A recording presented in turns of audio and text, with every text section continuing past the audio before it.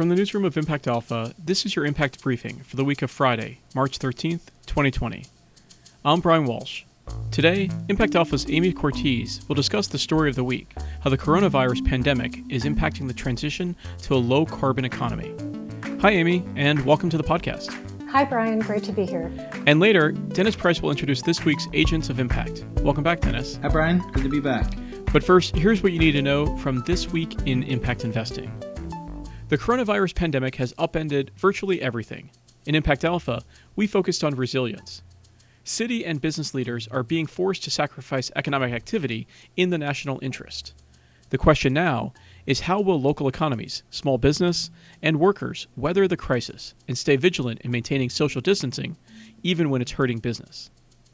On the table, government help to provide interest-free loans, rent forgiveness, and other subsidies. President Trump is talking about payroll taxes and small business loans. Tech giants are providing free video conferencing services, at least for a moment. Alibaba is waiving service fees and rents on warehouse space for small merchants. ImpactAlpha highlighted the growing number of community investment funds that bring in local investors to back local entrepreneurs. That kind of local self-reliance and local supply chains is going to be critical in an increasingly localized world. Research has long established a link between the presence of diverse, locally owned businesses in a community and better health, economic stability, and resilience. The Gates Foundation, Wellcome, and MasterCard launched a $125 million accelerator to speed coronavirus solutions. The COVID-19 Therapeutics Accelerator will work with governments and the private sector to scale up new and repurposed drugs and treatments. As global markets turn towards bear territory, the performance of sustainable public equity funds and ETFs is in the spotlight. A Morningstar analysis has found that sustainable public equity funds have weathered the downturn better than equity funds overall. And believe it or not, there was non-pandemic news. Prudential Financial issued a $500 million green bond, the insurance giant's first. Proceeds will finance renewable energy, green buildings, sustainable management of natural resources, and land use to reduce greenhouse gas emissions and improve resource efficiency. Lastly, in Chicago, a survey turned up 36 impact investing funds and intermediaries in one of impact investing's most active local ecosystems. Since the 1980s, these funds have made at least $10 billion in impact investments, according to Impact Engine. Among the Windy City's impact investors, Iroquois Valley Farms, True North Venture Partners, and community investors like the Chicago Community Loan Fund.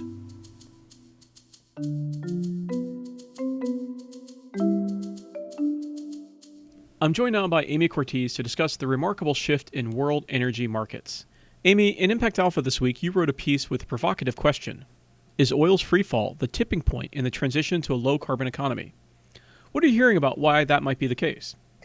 Well, Brian, we've been talking about a transition to a low-carbon economy for a long time now, but the coronavirus sort of came out of nowhere and suddenly sped up that scenario in a way that no one really expected. So suddenly we're talking about social distancing and quarantines and working from home, and that led to a drop in demand for oil and gas. And it's not that we want to promote economic distress as a climate solution by any means, but emissions will fall and fossil fuel use will decline in a way that nobody thought possible even a few weeks ago. So we're all kind of rethinking how we live, from flying around to conferences to commuting to work.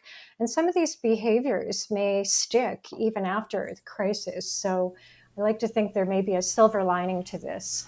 Now, another factor in the oil markets is the sharp disagreements between major oil-producing countries, Russia and Saudi Arabia. How is that impacting the price swings? Yeah, the Saudis and the Russians, along with the U.S. Trump administration, we've called them the axis of oil. But it was not long ago that they were working together to kill off the Paris Climate Agreement at the COP meeting in Madrid last year. Now they're fighting for market share in a shrinking oil market. So it's kind of a last man standing slugfest that has sent oil prices into free fall. The Russians in particular seem keen to kill off U.S. shale production, which has caused the global glut.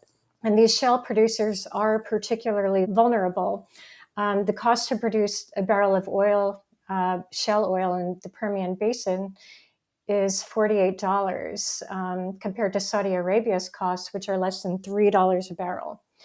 And U.S. oil and gas companies are also sitting on $86 billion in outstanding debt. So we could very likely see some defaults come out of all of this. So with these possible defaults on the horizon, what are the implications for oil that's still in the ground today? Yes, one effect of this whole situation is that the notion of stranded assets, which grew up in the context of climate action, has now manifested in the context of oil drilling that's just plain uneconomic in the current market. So accounting rules dictate that we'll see lots of write-downs of proven reserves by oil companies. So again, this is something we've talked about that has come to pass, although for quite different reasons. So what does this all mean for investments in renewables and the long-term transition to a low-carbon economy? Well, to be sure, the low oil and gas prices do make the comparison with renewables tougher.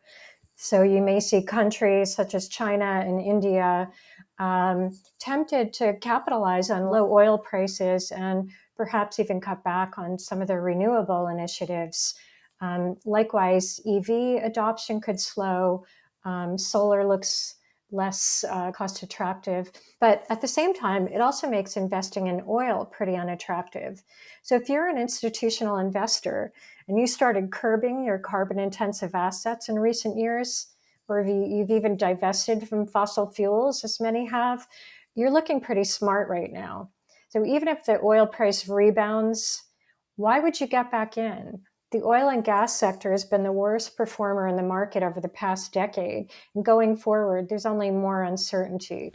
So from a climate perspective, the low oil prices offer a double-edged sword. On the one hand, it means that potential for more stranded assets and more oil staying in the ground. On the other hand, it might make renewable energy sources more expensive relative to oil. Exactly. So it may be a little tug of war between those competing forces in the short term. But one thing is clear, and that's the long-term trend. We are moving to a low-carbon economy, and oil is in structural decline. All right. Thank you so much, Amy, for your insights. You are very welcome. Now it's time for this week's Agent of Impact, profiled today by Dennis Price. Dennis, who's making an impact this week? This week, we're highlighting frontline healthcare workers. From Wuhan to Lombardy to Seattle and New York, they are risking their lives to mitigate the coronavirus outbreak. I'm biased. I come from a family of doctors and nurses who are in hospitals right now figuring out how to deal with this. They're seeing more and more patients with coronavirus-like symptoms, rationing supplies, risking exposure. They're dealing with the systemic failures of the healthcare system and what's clearly been an inadequate response from the federal government. These frontline healthcare workers don't have the luxury of waiting for political leadership or even increased supplies like masks and tests. Sports leagues can suspend seasons, tech workers can go remote, schools can shutter classrooms, but scientists and doctors and nurses and medical staff are gearing up and going to work. Such heroism has consequences. The virus has claimed Li Wenliang, the Wuhan doctor who first warned of the outbreak. Thousands of others in China have been infected. Italian medical chief Roberto Stella died days after testing positive. In Seattle, 3 staff members of the nursing home at the epicenter of the U.S. outbreak have been hospitalized. More than 20 healthcare workers in Washington state are under supervision. So as the coronavirus seems to have stopped the world, our agents of impact, and perhaps the season, are the healthcare workers who are keeping going on the front lines of the pandemic. Thank you so much, Dennis. You can see these and all of our agents of impact on Instagram at ImpactAlpha. That's it for your Impact Briefing this week. You can read more about all of these stories at ImpactAlpha.com. Subscribers receive full access to Impact Alpha content, including deal flow, job postings, and a Slack channel. For our podcast listeners, we're offering your first year half off. Use code BRIEFING50 at checkout to become a subscriber today. For our podcast listeners, we're offering your first year half off. Use code BRIEFING50 at checkout to become a subscriber today. Thanks for listening, and thanks to Amy Cortese, Dennis Price, and our producer Isaac Silk, who also edited this episode and wrote the theme song. I'm Brian Walsh, head of impact at the fintech company LiquidNet. Make sure you wash your hands and check back next week for the latest impact investing news.